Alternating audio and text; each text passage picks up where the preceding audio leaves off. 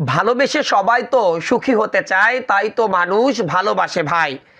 মানুষ মানুষকে ভালোবেসে কতজন যে নিজেকে আত্মহুতি দিয়েছে এর কোনো হিসাবই নেই। ঝিনাইদহের শৈলকুপা উপজেলা আত্মহননের রাজধানী হিসাবে পরিচিত। এই ঝিনাইদহের শৈলকুপার হাবিবপুর গ্রামের সিরাজ নামের এক যুবক গতকাল রাতে বাড়ি থেকে কয়েক কিলোমিটার দূরে কবিরপুর এলাকার একটি নির্জন স্থানে এসে বিষ পান করেন অজানা কারণে।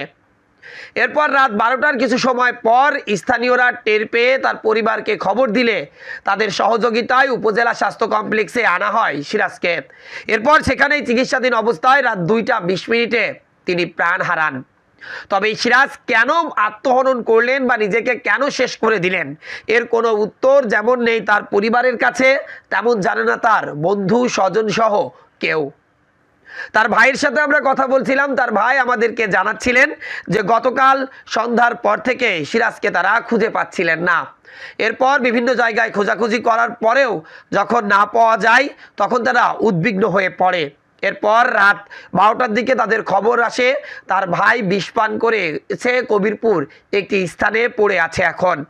এরপর দ্রুত সময়ের মধ্যে তাকে উপজেলা স্বাস্থ্য কমপ্লেক্সে আনা হলে সেখানেই চিকিৎসাধীন অবস্থায় রাত 2টা 20 মিনিটে মারা যান। এই সিরাজ উপজেলার হাবিবপুর গ্রামের আকামত মণ্ডলের ছেলে বলে জানা যায়। স্থানীয়রা জানান যেহেতু পারিবারিক কোনো কারণে তিনি আত্মহনন করেনি, আবার তিনি বিয়েও করেনি, সুতরাং স্থানীয়রা অনেকেই ধারণা করছে হয়তো কোনো এক ছলনাময়ী মেয়ের সাথে তার প্রেমের সম্পর্ক গড়ে উঠেছিল। আর সেই মেয়ে যখন তাকে আর মেনে নিতে রাজি হয়নি তখনই হয়তো তার দুঃখকে তিনি আর সহ্য করতে পারেননি। এজন্যই তাকে কতটা ভালোবাসতো সেই ভালোবাসার প্রমাণ দিতে গিয়েই হয়তো তিনি তার নিজেকে আত্মহুতি দিয়েছেন।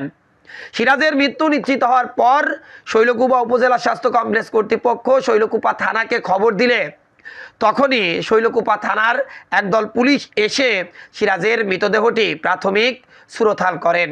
এরপর আজ সকালে থেকে শুরু করে সিরাজের পরিবারের সদস্য এবং সিরাজ যেই স্থানে বিষ পান করেছে ওই স্থানে গিয়েও তারা তদন্ত করেছে।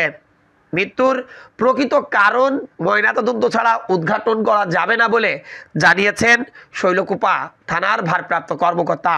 এই কারণে এই সিরাজের মৃতদেহটি পুলিশ মর্গে পাঠিয়েছেন।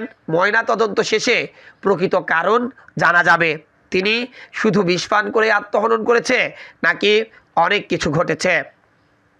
সহজ সরল প্রকৃতির এই মানুষটি লেখাপড়া খুব একটা না জানলেও বাবার সাথে প্রচুর কাজ করতেন মাঠে, অর্থাৎ কৃষিকাজে বাবাকে সাহায্য করতেন।